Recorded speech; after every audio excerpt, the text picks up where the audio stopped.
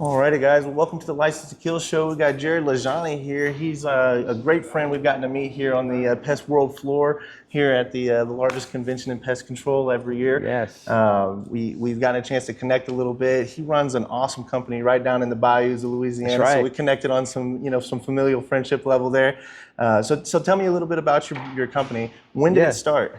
Yeah, first of all, thank you for having me, Marcus. This is great. It's been such a pleasure to get to meet you and get to know you a little bit here at PestWorld. But yeah, Lajaunie's Pest Control, man. It's been a fantastic ride. I started it January 1st, 2008. Okay. And I don't know, you're a little bit younger than me, but if you remember 2008, it was the greatest recession up to that Terrifying point. times, really. Right, Yeah. it was. It was when the housing bubble busted, and it was probably the worst time in history to start a business.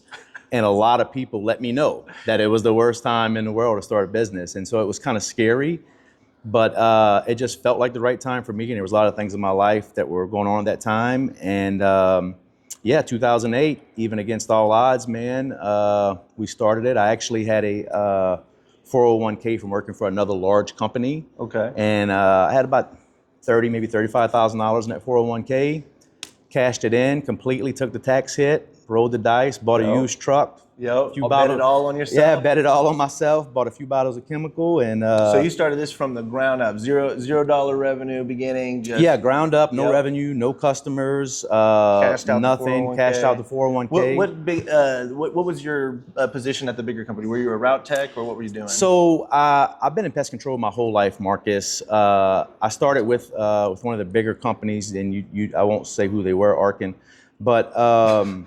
When I was 18 years old, I started as a termite technician, making $10 an hour. Yep. And I thought at the time, I mean, this was the late 90s, 1999, 2000, $10 an hour. I thought I was doing, and they let you work overtime. I supported my family and my child on that $10 an hour. Absolutely. You know, that's how I felt the last 10 years. Yeah, and I supported my family. And anyway, over time, I literally did every position at Arkin. I went from being a termite tech to a pest control technician, to a salesman, sales manager, and eventually a branch manager. So you knew how to sell to customers, you knew how to run an operation, you knew what it was like to be on routes. So, absolutely. So you knew every level of the game. Yeah, I always say, you know, I worked for, I left from Arkin and I took over and ran another small local company, about a $2-3 million company for a few years too before. But between my journey with Arkin and having an opportunity to run that other small company, you know, that was about a 9-year span from 18 to 28 when I started that. And I like to say it was the best education. It was literally my college. It was my college, my graduate school, and it was, I didn't realize it, but every part of my journey was just ideal to set me up to have the knowledge and the skills that I needed to have success in my own company. So what do you feel like were some, like, your top 2 core values that you've learned every level of the game? Mm-hmm. You saw what the big companies were doing right. Mm-hmm. You saw what the big companies were not doing right. Mm-hmm. Maybe you saw the same with the smaller company you worked at. Sure. So what was it something that you had in your heart that you were like, I'm running my own thing now. This is something I want to stick to. This is what's going to define Lajaunie's Pest Control. Well, I mean, I'm a Christian, right? I'm a Christian, and that's so. Awesome. I always was big on integrity and doing things the right way and bringing extreme value for the customer. You know, we always wanted to, of course, make enough money to support my family. But even throughout my whole career, I was always willing to do what was right by the customer, whether it lost money or made money. Yeah. I always prioritized and put integrity, and we really just put that whole culture in to Lajaunie's. And that's been a big part of our success, man. Like, we don't just talk about it. We have some core values. We put them on the wall. We talk about them. We really have just a high integritous culture at Lajaunie's. But that's awesome. But the reason that I wanted to do it, I wish I said, you know, that it was some big vision my whole life. But really, honestly, I had a pretty good job running a small company.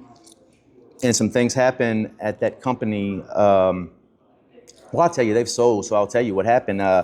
There was a son-in-law working for this other company, and I had a lot of conflict with him, and to the point where, like, really it was about to come to like fist fighting this dude in the part. Like, seriously, like I love Jesus, but we can put the Jesus code down for a second. We can get with it if we, you know what I'm saying? I'll meet you outside. Yeah, you know. So it was getting like that. So I literally went to the owner and was like, man, either he got to go or I got to go. Yeah. Like, we can't, you know. I was leading the company, and I think he felt some kind of way about it. and he was a son-in-law, and there was just a lot of family dynamics. And I went to the owner, who I was very close with, admired. He was a mentor, amazing person. And he said, Jarred, I'll take care of it, you know, and I think 3 months passed and nothing happened. Just didn't feel that, and I was just, man, I got to do something. And actually, you know, he paid me decently at that point. I'd worked my whole career to do what I was doing, and it was a huge risk, but I cashed out the 401k, took a huge pay cut, and went from making a good living to honestly struggling for 2 or 3 years. I mean, I almost lost my house, my car. I really struggled at first, you know. I did some door knocking and we did okay, but the first year or two, like any new business starting from scratch with a limited budget, it was tough. So I literally started out of necessity. Let me ask you this, because so many operators, especially the small, you know, there's a difference between being a solo operator, maybe being self-employed in some sense, giving yourself a good job, but not necessarily really, you know, running. And you have since then scaled to be a pretty impressive company, a very large company. You're doing over 100 employees today. That is incredible. So okay. Talk to me a little bit about what is this journey of, you know, how do you go from one operator to take on that second or, you know, third guy? You know, I know that I hear so many how that's the biggest barrier, right? Is when you're out there, you got one person. How do you pay somebody when you're barely making money yourself? Correct, right? Yeah. So what does that look like, and how did you get over that hurdle to scale into the 100 employees nowadays? Cool, man. There's a lot of layers. That's not even 10 years. Not even 10 years. You know, 2008. We're only in 2025. So you know, I mean. That is a lot of growth. Yeah, man. No, we've been blessed. The company itself has exceeded any expectation I ever originally had, and then we definitely have a vision to grow even more. But to answer your question, I was a single operator, and that was cool. Got to where I was making a decent living.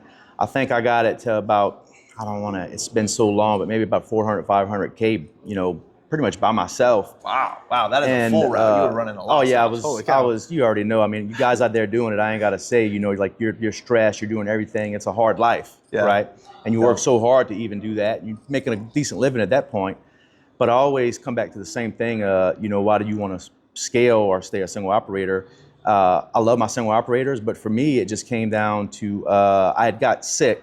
I had to have a gallbladder surgery. Okay. And I was out for like 2 weeks, didn't have insurance at that point. Yes. Eventually got some insurance. The ultimate operator challenge, when you go down, what happens to the company? And so I had that experience of having that gallbladder surgery, and for 2 weeks, I mean, I didn't get the service. My company was pretty much dead in the water. And so I had the realization a lot of single operators have that if I do not choose to scale or put people around me, talk about a key employee risk, it's me. And if you go down, your company dies. And you work so hard to get there. So I immediately went back and changed my mindset and said, okay, we're gonna have to scale this thing.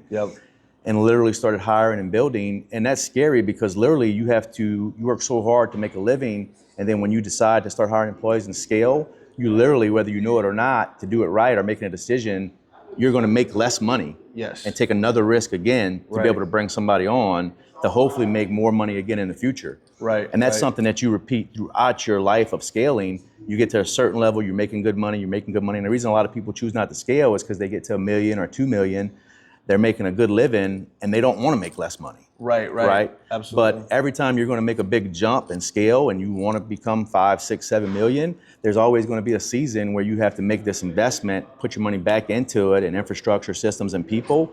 Or guess what? You may have to make less money for a season to make more money in the future. And some people are willing to do that and take that risk. And some people get comfortable where they're at and are just not willing to make less money or don't even understand that, hey, to move forward, that I may have to have a season where I actually financially make less money for a season to move forward. How many years from the start before your gallbladder incident and you end up having? Man, I was in business maybe 2 years. 2 years, so still pretty fresh, enough to have your legs underneath you a little bit, but definitely still in the early phase. I mean, that explains why you've had such much, you know, rapid growth ever since. I mean, there's not a lot of time there for that's a compressed timeline. So that's very impressive. You know, it took us almost 7 years to hit $1 million, man. So we were not like a rocket ship growth. I didn't do anything special. I was out there grinding it out. We really started to supercharge our growth. My wife came on after about 6 or 7 years when I was in business. My wife came on and started helping us with the company and really helped us. But one thing that she did that really helped us start to scale is she reached out to a lot of other industry people. And she got us involved in a mastermind group. And our first mastermind group was with Donnie Shelton out of North Carolina. He owns Triangle Pests. Yep. And he had a mastermind group. And I think back then I was doing about $1 million maybe. And I think he was doing, I don't remember exactly, but at least 5 or 6 million, which at that time in my eyes, he was a giant. And he is a giant, by the way. Today, I think he has a $10 million plus company. He's a giant. Yeah. But I never forgot, we were talking about joining that mastermind with him and doing some marketing with him. And he owns his own private plane. Wow. He flew down to Thibodaux, which is rural. Yeah, I know Thibodaux. Came to my office, flew in, met with me in my office personally, talked to me, basically laid out why I should join the mastermind, why I should use his marketing, what it would look like, what I have to do, looked me in my eyes and said, if you do this, you'll be successful, but it's going to take you 5 years. And I was like, what? And I remember looking at him and saying, man, you don't know me. I appreciate this knowledge. This is great. I see what you're laying out here and I think it'll work. But you don't know me, I'm gonna do this in 1 year. Yeah. Well, we were both wrong. It didn't take me 5, but it took me more than 1. It took me about 3 years to implement and do everything. Yeah. But I did ultimately end up joining his mastermind group and getting around a lot of other people doing bigger things, changed my mindset, gave me a lot of practical advice. And from that, just getting around other people and learning and then pouring into me, man, we just skyrocketed. We started doubling 50, 100% every year. We grew more in so we're 17 years in. We grew more in the last I'm realizing 6 I misspoke years. earlier. When you said 2008, it should have almost 20 years. Not almost 20, that's right, yeah. But we grew more in the last 9 years than we did the first 9. Wow. Like almost doubling, Wow. And today we just have a good system. And that's hard because when you start to become, typically that year over year percentage gets, it gets harder. It gets harder. And we're finding that now. We're finding that, we grew 50, 100%. Now, we're going to end up with top line of about 13 million this year, which we're super, super happy. We made the top 100 last year. PCT 100 list? We made the top 100. Wow. We were like number 80, which is not, but we. Dude, on the list. Yeah, it was a long-term goal for me to hit that top 100. So to finally hit it was like just, it was surreal and it was amazing. But yeah, man, we're just we're gonna keep pushing it and.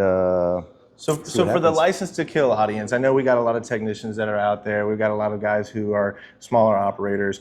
If you could give one piece of advice to someone who's got a big heart, maybe hopeful, but hasn't quite yet made their break, what would you say is that one piece of advice? So this is a single operator, young guy wanting to scale? Yeah, maybe a technician who hasn't quite yet started his journey yet, but just knows that being an employee is in his works for the rest of his life. The best advice I'd give to somebody like that is do it. Just do it. Just do it. And I mean, I'm not trying to be like the Nike slogan here, but I'm so sincere. If you have that burning desire and your passion in your heart, you know that you're not going to be an employee for the rest of your life. Stop wasting your time doing it. Yep. Go ahead, do whatever you have to do, get your resources, take the risk, and just go for it. The worst thing that can happen, if you're a technician, I'm not going to say that you're not making a good living, because you are, but it's not as much of a living as you can make, obviously, taking. And you may make less money, just like I did in the beginning, but the long term is so much brighter. So if you take that risk and it happens not to work, what's the worst thing that can happen, guys? You can go back and be a tech. You're just right back where you at anyway. You can always go back. What are you really? What are you really risking? So go for it. Follow your dreams. Surround yourself with other people. Join License to Kill. Learn from platforms like that. Get around other people. The pest control industry is one of the few industries where people are willing to pour into you, help you. They want you to have success. Yes. It can be done. Absolutely. And a lot of times go into it believing that you can do. A lot of times people just don't believe in themselves enough to do it. If you've been a technician for 10 years, you can go and do it and make money and make a living. You know what you're doing, right? Absolutely. Now, you won't scale unless you're willing to change your mindset from a technician to an owner, and that's two different skills. Yes. You start as a technician, but you do have to have some self-growth and grow. Just being a great technician does not make you a great business owner. Right, yes. I can promise you that. Absolutely. But if you're a great tech, you can start and have a one-man route and make a living. Go for it. And you'll learn along the way as you go. So as simple as it is, guys, literally just do it. Bet on yourself, guys. Yeah, bet on yourself. Jarred, man, thank you so much. Yeah, my for pleasure. This has been Marcus. an absolute pleasure. Thank It's been great connecting with you. Thank you for showing me around here at PestWorld, man. I very much look forward to talking to you a little bit more, and we'll see you again. Hopefully, we'll have you around on the podcast again when we're back on our stations. Yeah, awesome. Thank you, Marcus. All right, man. Have a blessed one. All right, you too.